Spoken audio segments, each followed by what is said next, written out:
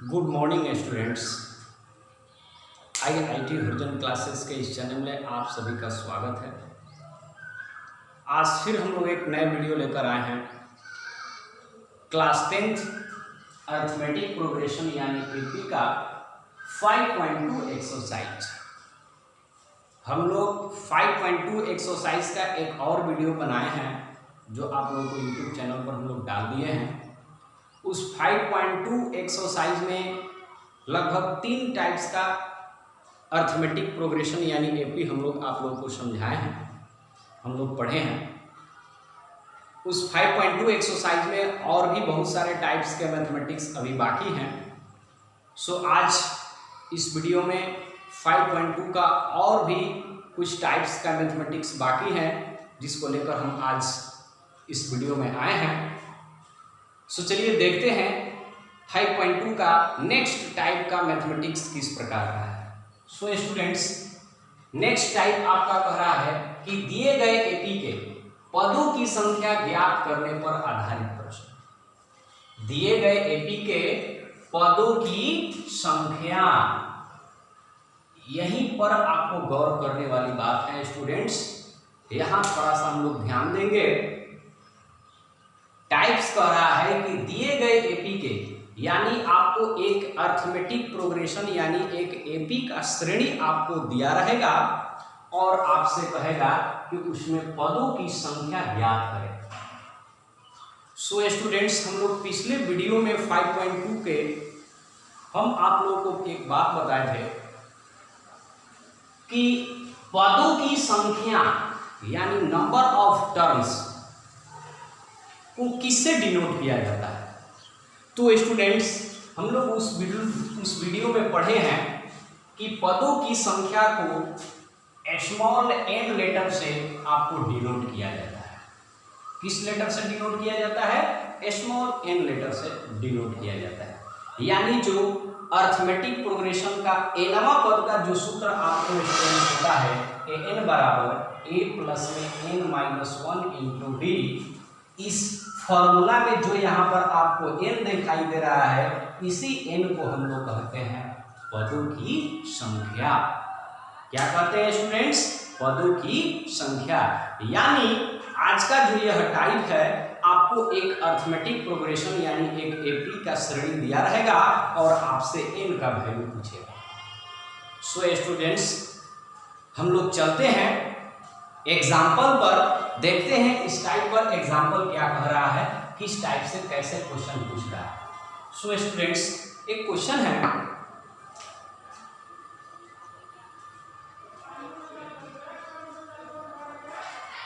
AP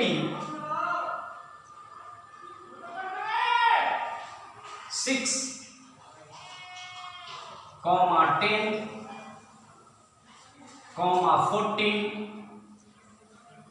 14, 18, dot dot, 174 में पदों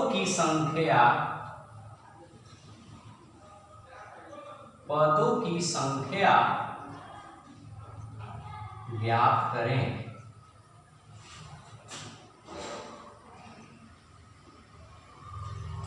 so students, चलते हैं क्वेश्चन एक बार और पुनः पढ़ लेते हैं क्या कह रहा है। तो क्वेश्चन कह रहा है कि एक AP आपको दिया गया है 6, 10, 14, 18, डॉट डॉट, 174 में पदों की संख्या ज्ञात करें। यानी हमें n का वैल्यू आपसे पूछ रहा है। सो स्टूडेंट्स, हम लोग जो फॉर्मूला बैठाएंगे वो nवां पद का फॉर्मूला बैठाएंगे और nवां पद का जो फॉर्मूला होता है वो n बराबर a प्लस में n-1 इंटू डी, जिसमें an को हम लोग अंतिम पद के भी नाम से जानते हैं। an को अंतिम पद के भी नाम से जानते हैं। an लिखते हैं या tn लिखते हैं या इसको l भी लिख सकते हैं। इसको nवां पद कहेंगे, n को nवां पद से सूचित करते हैं या tn से करते हैं, या nवां पद को आप l से भी डिनोट कर सकते हैं, जिसको हम लोग अंतिम पद के नाम से जानते हैं। अगर कोई श्रेणी आपको दिया रहेगा एपी में और लास्ट में जो आपका टर्म दिया रहेगा उसको हम लोग एनवा पद के नाम से जानते हैं। उसको एल अक्षर द्वारा भी डिनोट कर सकते हैं या एन द्वारा भी डिनोट कर सकते हैं या टीएन द्वारा भी डिनोट कर सकते हैं, जैसा कि आप इस एग्जाम्पल में देख रहे हैं। स्टूडेंट्स, इस एग्जाम्पल में जो श्रेणी लिखा गया है उस श्रेणी का देखिए लास्ट जो टर्म लिखा है 174, इसी को हम लोग अंतिम पद के नाम से जानते हैं। यानी ये जो आपका 174 जो दिया है वो एन कहिए या टीएन कहिए या एल कहिए, इसी का वैल्यू दिया हुआ है। सो स्टूडेंट्स, चलते हैं। जब हम लोग इस मैथमेटिक्स को सॉल्व करेंगे तो उस टाइम एक फॉर्मूला बैठाएंगे एनवा पद का, और उस एनवा पद के फॉर्मूला होता है n बराबर a plus n minus 1 into D, जिसमें n का हमें वैल्यू फाइंड करना है। तो n का वैल्यू स्टूडेंट्स तो ही फाइंड हो सकता है जब आप a, d और n का वैल्यू फाइंड करके ला देते हैं। क्योंकि हम पिछले वीडियो में हम आपको स्टूडेंट्स बताएं कि इस एनवा पद के फॉर्मूला में कुल 4 फंक्शन है, कुल 4 राशियां हैं, जिनमें से किसी एक राशि का वैल्यू आपसे पूछेगा तो बाकी के तीनों राशि का वैल्यू, सबसे पहला सॉल्यूशन में आपका काम है कि बाकी के तीनों राशि का वैल्यू निकाल कर आना। सो चलिए आगे बढ़ते हैं, देखते हैं कि n का वैल्यू निकालने के लिए हमें a, d और n की जो जरूरत है वो इस क्वेश्चन में दिया हुआ है कि नहीं दिया हुआ है। चलिए आगे बढ़ते हैं। तो सबसे पहले सॉल्यूशन का हमारा काम होगा कि दिए गए प्रश्न से हम लोग a, d और n का वैल्यू निकाल लेते हैं। So students, a is equal to आपका हुआ 6 और d इजकल टू आपका हुआ सेकेंड टर्म में से फर्स्ट टर्म को अगर हम माइनस कर देते हैं तो d का वैल्यू निकल कर आ जाता है। सो आपका हो गया 10 में से यदि हम 6 घटाएंगे तो आपका आंसर आएगा कितना, 4। इसके बाद स्टूडेंट्स, ये जो कॉमा के बाद डॉट डॉट करने के बाद जो लास्ट में आपका 174 जो दिया है उसको अंतिम पद कहते हैं, और अंतिम पद को एल अक्षर से भी डिनोट कर सकते हैं, टीएन अक्षर से भी डिनोट कर सकते हैं या एन अक्षर से भी डिनोट कर सकते हैं। तो ये 174 दिया है वो आपका एन इक्वल टू दिया है 174, और आपसे पूछ रहा है कि पदों की संख्या ज्ञात करें, यानी पदों की संख्या को एन अक्षर द्वारा डिनोट किया जाता है। स्टूडेंट्स, हमेशा याद रखिएगा, कभी भी इस टाइप का प्रश्न आएगा तो एक आपको श्रेणी इस प्रकार से दिया रहेगा और आपसे पदों की संख्या पूछेगा तो हम समझ जाएंगे कि पदों की संख्या का मतलब आपसे n का वैल्यू पूछा जा रहा है। तो चलिए n इक्वल टू व्हाट। अब स्टूडेंट्स हम लोग क्या करेंगे, तो अब इसके अगला स्टेप होगा फॉर्मूला। क्या होगा, फॉर्मूला। कौन सा फॉर्मूला, तो एक ही फॉर्मूला है एपी का एनवा पद। सो चलते हैं, एपी का एनवा पद एन बराबर फॉर्मूला होता है a plus n minus 1 into में d। अब स्टूडेंट्स हम लोग इसी फॉर्मूला से ये जो n का वैल्यू, ये जो n दिया हुआ है इसी का वैल्यू हमें फाइंड करना है। सो n का वैल्यू तो ही फाइंड होगा जब a, d और n का मान पुट करेंगे। तो चलिए पुट करते हैं, सबका मान निकाल कर ला दिए हैं यहाँ पर।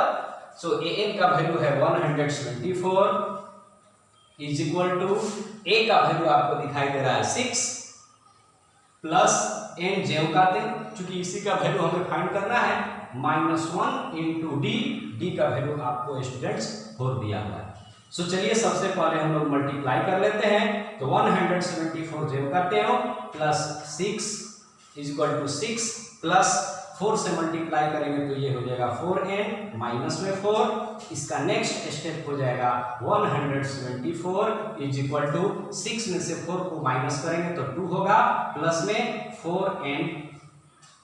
नेक्स्ट इसका स्टेप होगा 174 इज इक्वल टू 174। अब कांस्टेंट को एक साइड रखते हैं और वेरिएबल को एक साइड। सो 2 को इधर लाएंगे तो माइनस में 2 हो जाएगा इज इक्वल टू आपका बच जाएगा 4n। अगला स्टेप 174 में से यदि 2 को हम माइनस करते हैं तो रिजल्ट मिलता है 172 इज इक्वल टू 4n। अब यहाँ से n का वैल्यू निकालना है, सो 4 को हटाना पड़ेगा और ये 4 इस साइड जाएगा डिवाइड में। सो आपका n इज इक्वल टू हो जाएगा 172 डिवाइडेड बाई 4, और ये जब 4 से आप कटाओगे तो कितना बार में कटेगा, 4 से कटाएंगे, 4 चौका 16 और 4 3 12, 43। सो स्टूडेंट्स यही मेरा राइट आंसर है। यानी ये जो आपका क्वेश्चन था और इसमें पूछ रहा था कि पदों की संख्या कितनी होगी। सो स्टूडेंट्स इस श्रेणी में कुल कितने पद हैं, 43 यानी 43। सो हम आशा करते हैं कि आप लोग को इस टाइप का मैथमेटिक्स समझ में आ गया होगा। सो स्टूडेंट्स हमेशा याद रखिएगा, कोई भी इस टाइप का प्रश्न आपको मिलेगा तो एक अर्थमेटिक प्रोग्रेशन दिया हुआ रहेगा और आपसे पदों की संख्या पूछेगा। तो सबसे पहले अर्थमेटिक प्रोग्रेशन जो दिया रहेगा, यहाँ से यहाँ तक जो दिया गया है, इससे आपको हमें किस किस का वैल्यू फाइंड निकाल देना है। सो ए का, डी का और एन का, यानी एन अंतिम पद जो डॉट डॉट के बाद आपको लिखा हुआ रहेगा, वही हमारा अंतिम पद होता है। सो जब ही आप ए, डी और एन का वैल्यू निकाल लेंगे, इसके बाद आप एपी के एनवा पद का फॉर्मूला बैठाइएगा और मान पुट कीजिएगा और कैलकुलेट कीजिएगा। कैलकुलेट करने के बाद जो आपका रिजल्ट आएगा वही फाइनल रिजल्ट होगा। सो चलिए नेक्स्ट टाइप देखते हैं, आगे बढ़ते हैं। अब आपको क्या करना है कि इस टाइप का क्वेश्चन ढूंढिएगा 5.2 में, और जितना होगा आप बनाइएगा, 100% आपको समझ में आएगा।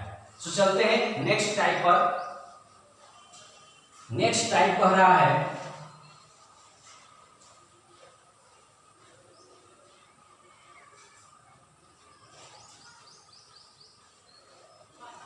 स्टूडेंट्स, पांचवा टाइप जो है आपका वो क्या कह रहा है, तो पांचवा टाइप देखिए कह रहा है, एक एग्जाम्पल के माध्यम से हम ले लेते हैं। कह रहा है कि किसी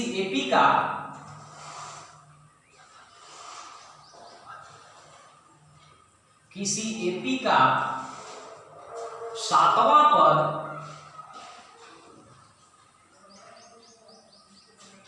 20 है और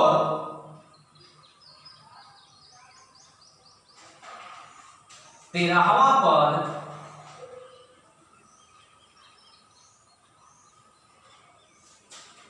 32 है,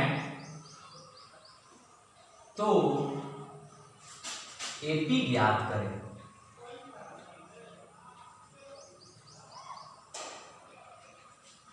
सो स्टूडेंट्स, इस टाइप का भी क्वेश्चन आप 5.2 में ढूंढोगे तो बहुत सारा क्वेश्चन मिल जाएगा। ये भी इंपॉर्टेंट टाइप है। सो समझते हैं क्या कह रहा है, ये किस टाइप का फंक्शन है। तो स्टूडेंट्स, ये ऐसा एक फंक्शन है अर्थमेटिक प्रोग्रेशन का जिसमें ए और डी से रिलेटेड आपको दो इक्वेशन मिलेंगे। इसमें ए और डी से रिलेटेड आपको दो इक्वेशन मिलेंगे और उसी ए और डी से रिलेटेड जो आपको दो इक्वेशन मिलेंगे, उन्हीं दोनों इक्वेशन को दो भी मिल सकते हैं, 3 इक्वेशन भी मिल सकते हैं, 4 इक्वेशन भी मिल सकते हैं, लेकिन ए और डी के रूप में। और हमें उन्हीं ए और डी से जो रिलेटेड इक्वेशन है उसको आपस में सॉल्व करके ए और डी का वैल्यू फाइंड कर लेना होगा। क्योंकि इस प्रकार के अर्थमेटिक प्रोग्रेशन में जिसका वैल्यू आपसे पूछेगा वो आपका कह रहा है कि एक एपी ज्ञात करें, या और भी किसी का वैल्यू आपसे पूछ सकता है। सो चलते हैं इसी फंक्शन पर आते हैं। तो इसमें एपी ज्ञात करना है, यानी जब भी किसी अर्थमेटिक प्रोग्रेशन का आपको एपी फाइंड करना है, सो स्टूडेंट्स एपी फाइंड आप तो ही कर पाएंगे जब ए यानी प्रथम पद और डी यानी सार अंतर का मान आपके पास होगा। यदि इन दोनों राशियों का मान आप जानते हो तो आप कोई भी अर्थमेटिक प्रोग्रेशन निकाल सकते हो, कोई भी एपी ज्ञात कर सकते हो। सो चलिए हम लोग क्वेश्चन को पढ़कर एक इक्वेशन बनाएंगे, देखेंगे कौन कौन सा इक्वेशन और कितना इक्वेशन दिया है, और उस इक्वेशन को सॉल्व करके हम लोग ए और डी का मान पहले निकालेंगे, इसके बाद देखेंगे कि इसका वैल्यू फाइंड करना है। तो चलिए आगे बढ़ते हैं। इसका सॉल्यूशन कह रहा है, प्रश्न में देखते हैं किसका वैल्यू दिया हुआ है। तो प्रश्न कह रहा है कि किसी एपी का सातवां पद 20 है। तो स्टूडेंट्स हम लोग जानते हैं कि सातवां पद किसको कहते हैं, सातवां पद का फॉर्मूला कितना होता है। तो सातवां पद का फॉर्मूला स्टूडेंट्स होता है a प्लस 6d।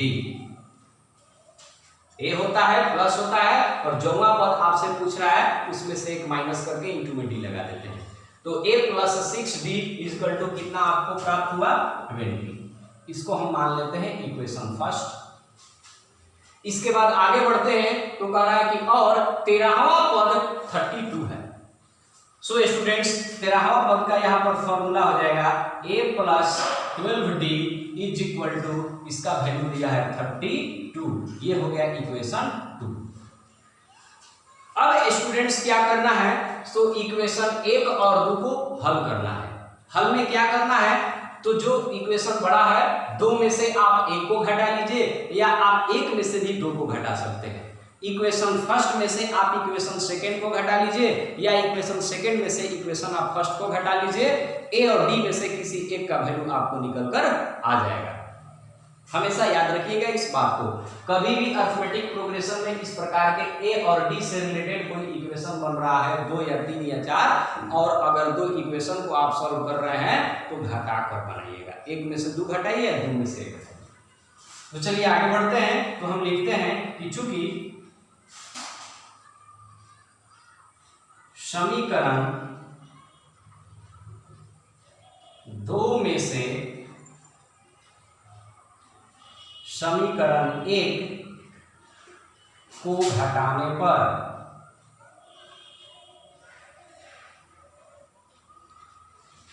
तो चलिए घटाते हैं। पहले समीकरण 2 लिख लेते हैं, a प्लस में 12d, इसके बाद माइनस में समीकरण 1। स्टूडेंट्स एक बात याद रखेंगे हमेशा, किसी भी समीकरण को जब जोड़ते हैं या घटाते हैं तो LHS वाला LHS के साथ और RHS वाला RHS के साथ। तो समीकरण 2 का LHS था a प्लस 12d और तो समीकरण 1 का LHS है a प्लस 6d। तो 2 में से घटाना यानी ये वाला LHS में से ये वाला LHS, a प्लस में 6d इज इक्वल टू समीकरण 2 का RHS 32 है माइनस समीकरण 1 का RHS आपका है 20। अब चलते हैं इसको ब्रैकेट ओपन जब करते हैं सो a प्लस में 12d माइनस में a, साइन जो है चेंज हो जाएगा क्योंकि आगे माइनस है, माइनस में 6d इज इक्वल टू 32 में से अगर 20 कैंसिल आउट हो जाता है तो रिजल्ट बचता है 12। आगे चलते हैं, यहाँ प्लस में a और माइनस में a कैंसिल आउट हो गया, रिजल्ट बचा 12 को d प्लस में है और 6 को d माइनस में है तो रिजल्ट होगा 6d इज इक्वल टू 12 और 6 से ये 12 दो बार में कट जाएगा। सो इसलिए d इज इक्वल टू आपका आंसर आएगा 2। अब स्टूडेंट्स ये d का जो वैल्यू है हम इक्वेशन फर्स्ट या इक्वेशन सेकंड में रख लेंगे। स्टूडेंट्स हम लोग 2 चर वाले रैखिक समीकरण में 2 समीकरण को हल भी किए हैं और करने का तरीका भी जानते हैं। सो किसी भी तरीका से आप बना सकते हैं। अब हमें यह d का मान इक्वेशन फर्स्ट में पुट अप कर लीजिए या समीकरण सेकंड में आपका a का वैल्यू निकल कर आ जाएगा। सो चलिए हम रखते हैं, लिखते हैं कि चूंकि d का मान समीकरण 1 में रखने पर, तो समीकरण 1 को पहले लिख लेते हैं a plus 6d is equal to 12। अब यहाँ पर हम वैल्यू रख लेते हैं a ज्यों का त्यों प्लस 6 मल्टीप्लाई d का वैल्यू है 2 इज इक्वल टू 20। ये हो गया आपका a प्लस ये पहले गुना करेंगे तो 12 बराबर 20, इसलिए आपका a बराबर 20, ये प्लस उधर जाएगा तो माइनस में हो जाएगा, इसलिए a बराबर आपका रिजल्ट आएगा कितना। अब स्टूडेंट्स जब a और d का जब वैल्यू आ गया, अब इसके बाद हम देखेंगे हमें किसका वैल्यू फाइंड करना है, तो हमें AP ज्ञात करना है। सो AP बनाने के लिए क्या करते हैं, तो कम से कम 2 या 3 पद बना लेते हैं, 2 या 3 पद निकाल लेते हैं और इसके बाद डॉट डॉट करते हैं। तो चलिए लिखते हैं। अब हमें हम क्या करते हैं, तो AP का कम से कम 3 गो पद निकाल लेते हैं। तो चलिए AP का प्रथम पद निकालते हैं। AP के प्रथम पद को सूचित करते हैं A1 से और इसका सूत्र होता है A। अब A का वैल्यू रख लेते हैं, A का वैल्यू कितना है 8। इसके बाद AP का सेकंड पद को सूचित करते हैं A2 से और इसका फॉर्मूला होता है A प्लस में D। 2 में से 1 घट गया 1 इंटू डी। नेक्स्ट आगे बढ़ते हैं। जब इसमें मान रखते हैं तो a का वैल्यू है आपका कितना, a का वैल्यू है 8 प्लस में d का वैल्यू है 2, तो इसका रिजल्ट आपको आ जाएगा कितना 10। इसके बाद हम आगे बढ़ते हैं, इधर लिखते हैं, स्पेस नहीं है उधर, तो इधर आपका होता है, अब निकालते हैं एक और टर्म निकाल देते हैं, तीसरा टर्म जिसको सूचित करते हैं a3 से, और इसका सूत्र होगा a प्लस में 3 में से 1 घटा 2 इंटू डी। मान प्रूव करते हैं, a का मान है 8 प्लस 2 इंटू डी का मान है 2, पहले multiply 8 plus 4 is equal to कितना 12। अतः अब लास्ट में क्या बनाएंगे, अतः एपी हमारा कैसे बनेगा, तो पहला पद कितना आया है 8, कॉमा दूसरा पद कितना आया है 10, कॉमा तीसरा पद कितना आया है 12, कॉमा स्टूडेंट्स कम से कम 3 पद आप लोग निकाल लीजिएगा। कभी भी एपी निकालने के लिए आपसे कहे तो ज्यादा पद निकालने की जरूरत नहीं है। पहला पद यानी a1, दूसरा पद यानी a2, तीसरा पद यानी a3, फॉर्मूला लगा कर आप वैल्यू निकाल लीजिएगा और लास्ट में इस प्रकार से लिख लीजिएगा और लास्ट में डॉट डॉट कर दीजिएगा। यही हमारा एक एपी बन गया, यही हमारा राइट आंसर है। सो स्टूडेंट्स, हम आशा करते हैं कि आज का यह वीडियो आप लोगों को अच्छा लगा होगा। अगर अच्छा लगा होगा तो एक नीचे लाइक का बटन दिया गया है, उसको प्रेस कर दीजिएगा और हमारे इस चैनल को सब्सक्राइब कर दीजिएगा और बेल आइकन का घंटी दबाना न भूलिएगा, क्योंकि कोई भी नया वीडियो हम लोग यदि अपलोड करते हैं तो आपका नोटिफिकेशन आपके मोबाइल पर चला जाएगा। सो आज के लिए इतना ही, थैंक यू।